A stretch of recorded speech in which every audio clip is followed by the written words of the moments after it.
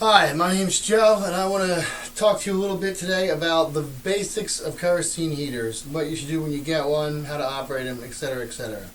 So, if you've never had a kerosene heater before, this would be a great video to watch. So what I did was I went out and I purchased this nice kerosene heater. It's a Redstone. I got it at Tractor Supply, and this was the floor model, and it was on sale for $90. Came with the instructions, and it was already put together. Everything was all put together when I got it. So if you're just getting a kerosene heater for the first time, you should make sure it has instructions. Usually they take 2D batteries for the igniter. If you don't have 2D batteries, good old-fashioned matches work great. Okay, and then what I recommend is some kerosene fuel treatment. This is like wick conditioner, and it makes it just work a lot better, and it helps prevent problems in your wick from contaminants like a little tiny bit of water.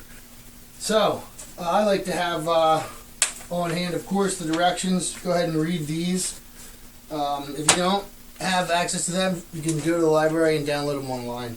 I like to keep some matches in a plastic bag around so they don't get wet if they're on the basement floor or something like that, or in the garage, whatever.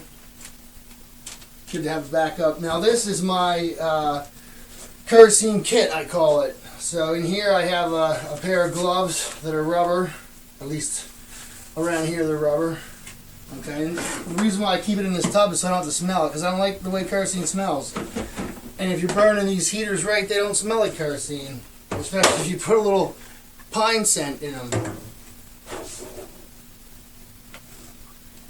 So what I have in here is a kerosene can, blue one, marked for kerosene. It's not a good idea to keep kerosene in anything other than this, because it could confuse yourself or others.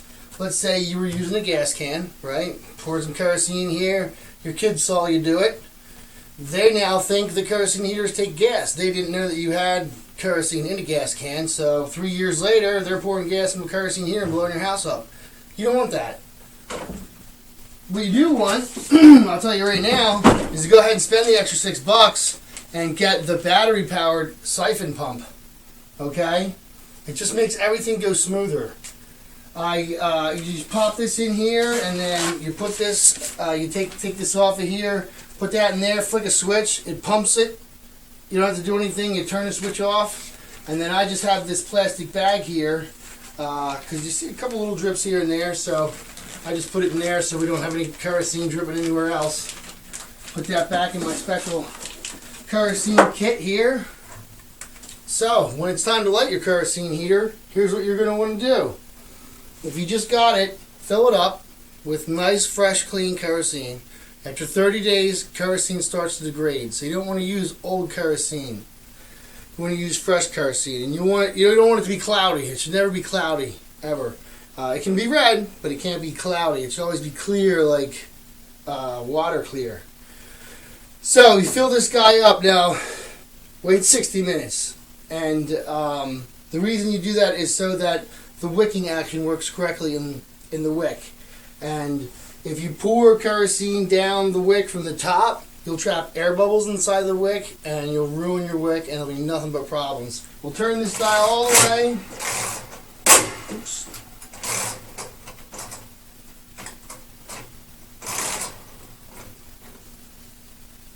All the way to its limit. And then press this down. Boom! It lights up. I'll move this back and forth. Make sure that it's heated properly.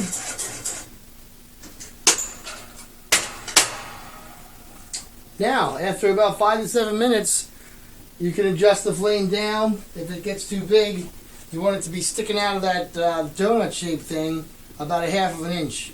So if it's sticking way up, bring it back down to half of an inch. And then another 15 minutes later, check it again.